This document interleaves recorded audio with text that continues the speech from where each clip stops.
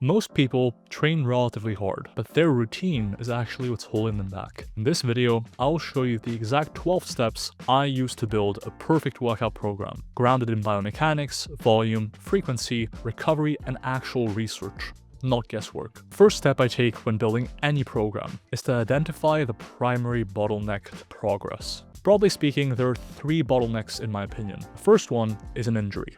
When dealing with pain, you might have to curtail how much volume, how close to failure you train, etc, even which exercises you pick. Because this one's so individual, we won't be spending too much time in this video on it. The 2 remaining, and by far the most common bottlenecks to progress in training, tend to be recovery versus time. The overwhelming majority of lifters, in my opinion, are limited in how fast they progress based on how much time they have to train when it comes to building muscle. And this is perfectly understandable. To maximize muscle growth, you likely need to spend quite a bit of time in the gym. And for many people who have other hobbies, a social life and whatnot, spending that amount of prerequisite time in the gym isn't realistic. And that's fine. It just means we need to tailor our training recommendations and our program design differently.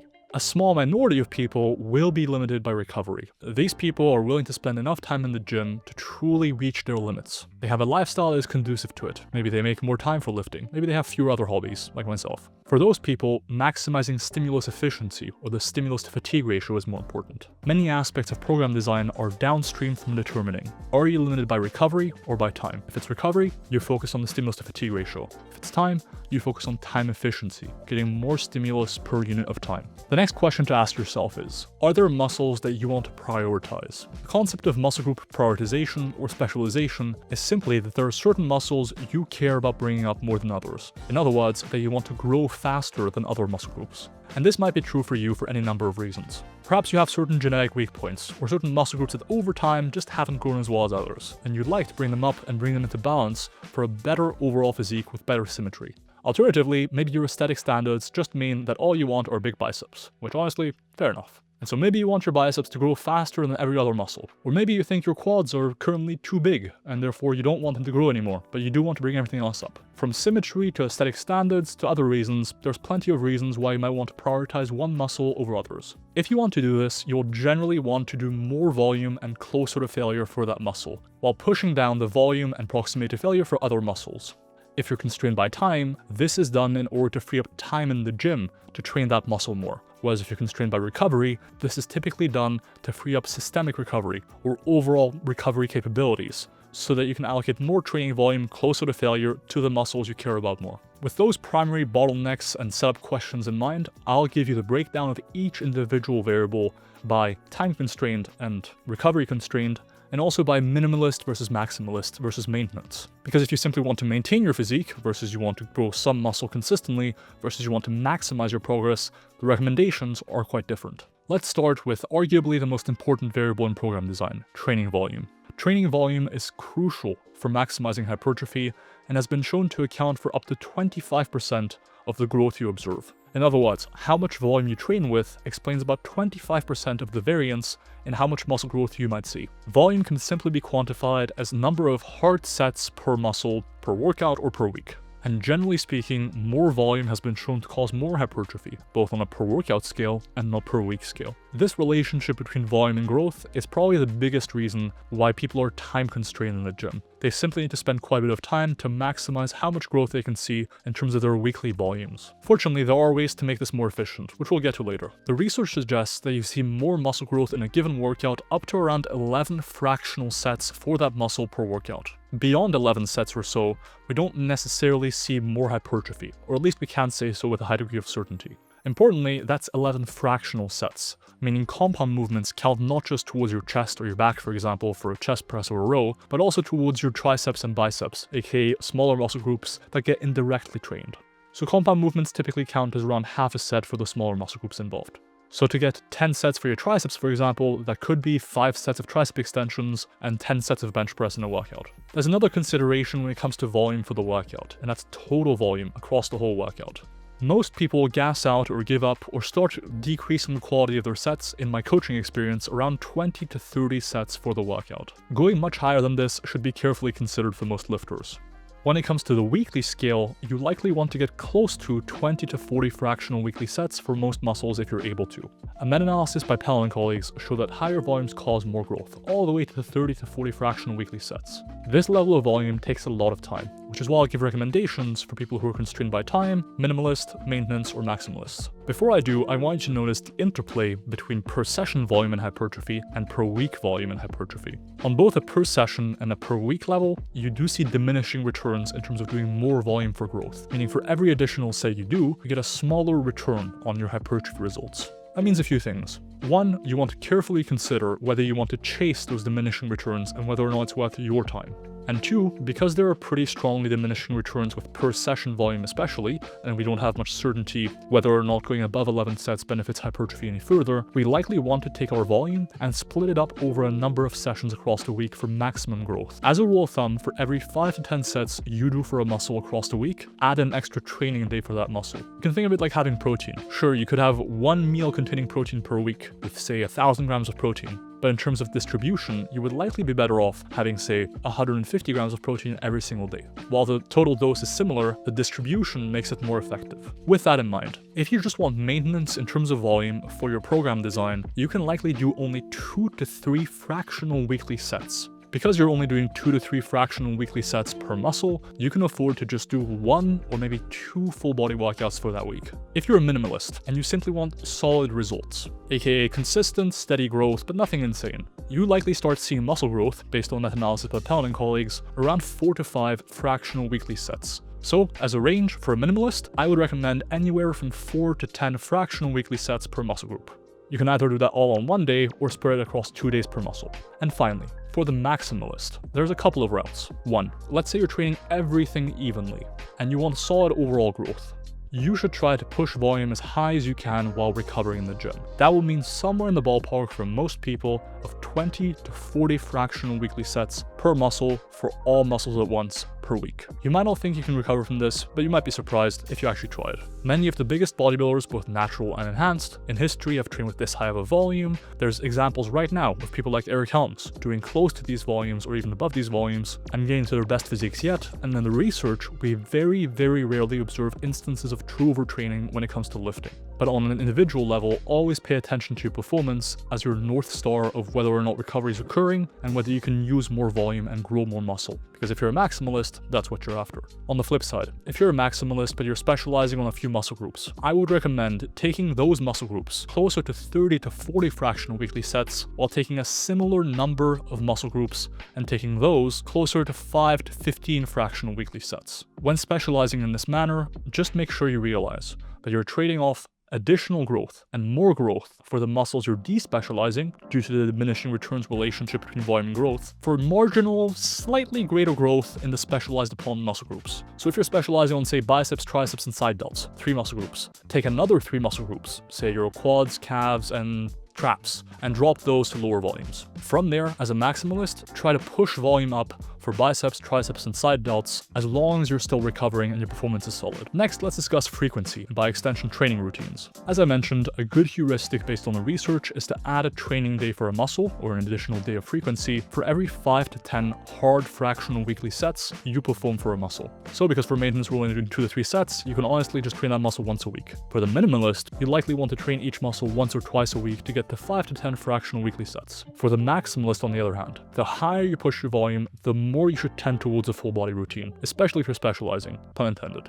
Let's say you're pushing up to 40 fractional weekly sets for your biceps. At that point, you likely want at least 4 days of the week where you're training biceps to spread that volume out optimally. On the flip side, for muscle groups you're not specializing on or despecializing, where you're only doing, say, 10 sets per week, you can likely get away with 1 or 2 sessions for the week. Importantly, training volume is a lever or a variable you want to push more so if you're less time constrained. There are other variables we'll discuss later in the video that you can push and get more hypertrophy from without taking more time in the gym, and therefore you're oftentimes better prioritizing those variables if you're time constrained. But if you're recovery constrained or you're a maximalist, you will want to push volume as high as it can go given your recovery. A quick word from today's sponsor, Creatine Gummies by Tasty Gains. If you followed me for a while, you already know creatine is one of the few supplements that's actually proven to build muscle and improve performance. But let's be honest, remembering to take it every day. Mixing powders or carrying tubs around gets old fast. That's where these come in. Tasty Gains Creatine gummies make it ridiculously easy to stay consistent. Each gummy has a full gram of creatine monohydrate, they taste amazing, and you can just throw a pack in your gym bag or desk drawer. I've been using them for months, and the convenience alone has made me way more consistent. No shaker, no excuses. So if you want to make one of the best supplements even easier to take, check out Tasty Gains Creatine gummies using the link below, and thanks to them for sponsoring this video. The next variable we need to discuss is rep ranges. While there's been a lot of debate in the past few decades around what rep range is best for hypertrophy, the research is actually pretty clear at this stage. Rep ranges of anywhere between 4 to 50 are equally effective, provided the set is taken as close to failure in all scenarios. The tricky thing is, higher rep ranges tend to be harder to push to failure in all likelihood.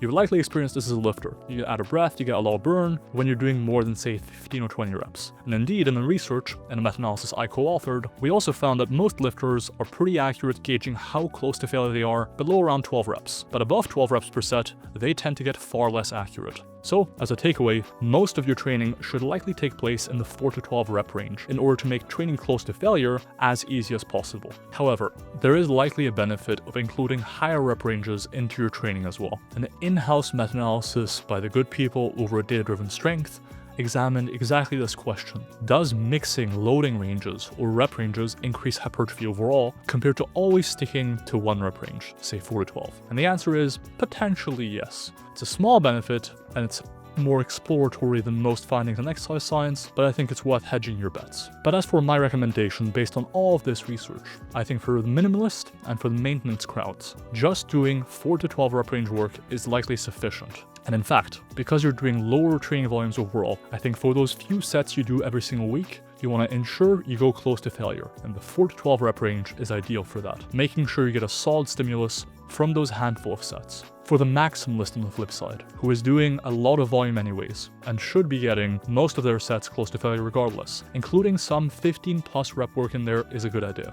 The next variable to discuss is exercise order. There's a lot of confusion around this variable. People think it's really important when it's actually kind of not, with some caveats. Let's start with why it's probably not that important. We have a systematic review and meta-analysis that compared the effects of different exercise orders on hypertrophy, and broadly speaking found that exercise order didn't really play a role when it came to muscle hypertrophy. For strength, on the other hand, there was an effect. If you train something while you're fresher, you're able to lift more, which in the long term leads to greater strength gains. However, for hypertrophy, no such effect was found. That doesn't mean it for sure doesn't matter, because we don't have that many studies on the topic yet. And so personally, I still err on the side of caution, and that's where the caveats come in. I think generally speaking, you want to perform compound exercises first. Compound exercises train a larger fraction of your body's muscle at once, and therefore have the largest overall impact. Prioritizing compounds will have the largest downstream effect on your overall physique, if you make sure you hit your compound movements when you're freshest. The second principle I use is to train prioritized muscle groups first. If there is any benefit to be had by training a muscle group earlier into a session, you probably want to hedge your bets by training it first in a session, if you care about that muscle more, which presumably you do if you opt to prioritize it. Another small but meaningful component of exercise order specifically for the time-constrained person. Order your exercises to use the same equipment sequentially, as opposed to throughout the session randomly. Let's say you're doing dumbbell presses, barbell deadlifts, and dumbbell rows in the session. Don't go dumbbell press, then barbell deadlift, then dumbbell row. Perform the movements with the same equipment requirements consecutively. This will save time on setup, reduce any potential lag time, especially in busy gyms, by equipment being taken, and just make your session a bit faster overall. Beyond those few rules, there's not really too much to think about in terms of exercise order. If you do have strength goals as well, you probably want to train those strength-based movements first, as there does seem to be a benefit for strength. Next, let's talk about exercise selection, and this could be a series of videos in its own right. In order to determine which exercises are better or worse for muscle growth, beyond just looking at X influencer and him saying, this worked for me and therefore you should do it, there are set criteria that we've generalized from the research that you can use to determine whether an exercise is good for hypertrophy. The first criteria is that the exercise must obviously target a function of the target muscle, and this is where anatomy knowledge comes in. I've got whole videos on different muscle groups on the channel you can check out for that. The second is that the exercise involves a high degree of likelihood the target muscle is being trained close to failure. The third is that the exercise is at least sufficiently loadable to land you in the 4 to 50 rep range close to failure. Many exercises fit this criteria, but it's worth mentioning. Fourth criteria is that the exercise is at least reasonably stable. The fifth criteria is stretch emphasis. Does the exercise place the target muscle under a deep stretch and with plenty of tension in that stretch? And then there are a couple of criteria that come in if you're time constrained versus recovery constrained. If you're recovery constrained, is the exercise less fatiguing or more fatiguing than alternatives? This one's a bit more nebulous, but you kind of know based on how you feel after different sets of different exercises. In the absence of direct research on a bunch of exercises, that's about as good as it gets. And the criterion that applies more so for time constrained people is simply, how much time does it take to perform this exercise on a per set or per unit basis? For the time constrained person, exercises that are stack loaded, where you can simply pick the load and get going. Exercises that don't require any setup. Think a leg press versus a barbell squat or a barbell deadlift. The leg press requires far less setup. Dumbbell exercises, bodyweight exercises, exercises that require shorter rest times between sets. Exercises where you feel comfortable skipping the warm-up or doing fewer warm-ups. All of those variables make an exercise either more time efficient on a per set basis or less time efficient on a per set basis. And if everything else is the same, the more time efficient exercise will probably give you more growth because you can do more hard sets of that exercise close to failure in a given amount of time. And that's really important for someone who's time constrained. The next variable is a huge one, and honestly might be the single most important one for most lifters, and that's proximity to failure. I'll give you the broad overview of the research and then how to apply it to your training and my recommendations. The biggest study on training to failure by Robinson and colleagues found that across dozens of studies, the closer a set is taken to failure, the more hypertrophy it causes. And that relationship appeared to be closest to linear in nature. Meaning, in contrast to training volume, for example, there are no diminishing returns. And additionally, in contrast to training volume, training closer to failure doesn't really take you any more time. So not only is there a larger benefit to be had by going closer to failure versus training with higher volumes on a per unit basis, but there's also no real downside for the time constrained person. Additionally, a study I co-authored showed that going past failure, doing partials after participants couldn't get another full rep on calf raises, boosted growth even further, suggesting even going past failure could be more beneficial for growth than stopping at failure. Does that mean you should always go to failure? Not necessarily. A study in trained lifters by Rafalo and colleagues compared going to failure always versus sticking a rep or two shy of failure for the whole workout. Broadly speaking, both were similarly effective, but the condition that left 1 or 2 reps in the tank earlier into the workout might have seen a larger hypertrophy stimulus later into the workout, potentially because they weren't quite as fatigued. And so, this is where the recommendations for the recovery versus time-constrained individual change quite a bit. For the time-constrained individual, taking every set to failure, or even past failure, can be a great idea, and that's how I personally train. I take every set until I can't move the weight anymore out of the stretched position. That's because I don't have that much time to train, and it's how I personally enjoy training. However, if you are recovery constrained, the discussion becomes a bit more nuanced. In my opinion, if you have plenty of time to train and your recovery is the bottleneck, you might want to take the first set of an exercise to 1 or 2 reps in the tank, and the last set of an exercise all the way to failure. And generally speaking, as you progress throughout a workout and fatigue becomes less of a consideration because most of the workout's already done, push closer and closer to failure. Next, let's discuss rest times, a commonly misunderstood topic. Most people think you need plenty of rest between sets to maximize performance for hypertrophy. And the truth is, that is making their workouts worse in all likelihood. Because the largest meta-analysis on the topic that we conducted found that 1 to 2 minutes of rest between sets was sufficient to maximize hypertrophy. If you have a ton of time on your hands, you could certainly rest longer. And I doubt you would see worse results. But especially for time-constrained people, and I would say honestly for everyone, sticking closer to 1 to 2 minutes between sets makes a lot of sense. It allows you to get more hard sets in, which in turn should boost hypertrophy. Stick closer to 2 minutes for lower body compound movements and closer to 1 minute for upper body or isolation movements. I've made a whole video on progressive overload, but let me give you the cliffs from the research. We have a couple of studies comparing adding reps week to week and adding weight week to week, but they're the only 2 studies we have on progressive overload. Both studies found similar hypertrophy whether you're adding reps or weight week to week. So you have some flexibility when it comes to progressive overload. Importantly though, progressive overload should be more of an outcome of good training, meaning as you get stronger, you naturally have to lift more weight and reps. Not because you're chasing more reps or weight, but rather because you got stronger and you still want to train close to failure to get a good hypertrophy stimulus in, you have to add reps or weight.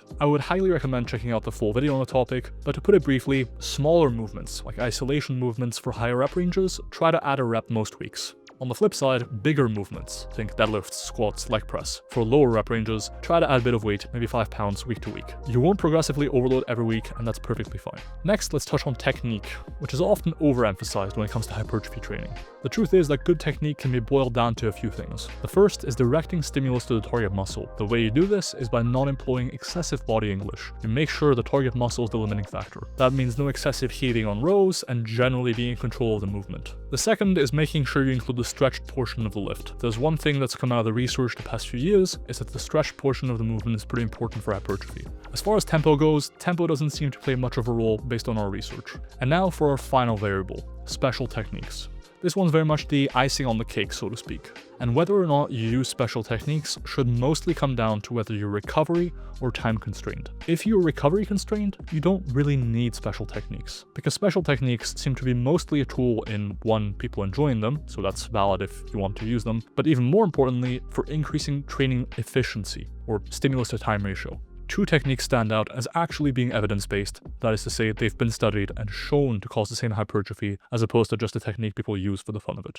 And those two techniques are drop sets and antagonistic paired supersets. A meta-analysis on drop sets by Coleman and colleagues found that the same growth is achieved in up to 50 to 70% less time. Likewise, 4 studies on antagonistic paired supersets now have shown the same hypertrophy as compared to traditional training, but in up to half the amount of time. To perform drop sets, simply perform a set of 4 to 12 close to failure. Immediately drop the weight by 20%. Perform another set and repeat the drop process 2 to 4 times in total.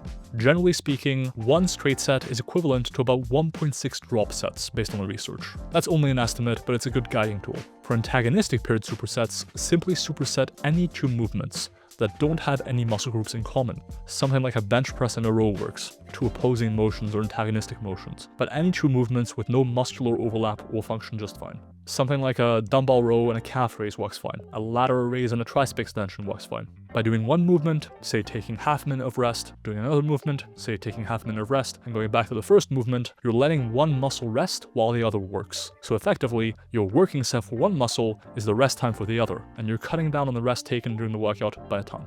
If you build a program based on these 12 steps and variables, your program will be immensely effective. If you want to level up your training, check out MyoAdapt, the app I co-founded to help you apply the science from this channel. It builds evidence-based routines around progressive overload and smart exercise selection, lets you emphasize the muscles you care about, and tracks progress automatically. Train anywhere, at home or in a gym, in as little as 15 minutes, and switch between gyms seamlessly. Head to MyoAdapt.com and use code WOLF for a free 2-week trial. You can also book a free call below to see if we're a good fit. I'll work with you directly to optimize your training, nutrition, and recovery. Big thank you as always to Rascal Apparel for supporting the channel. You can use code WOLF for 10% off their training gear at rascalapparel.com.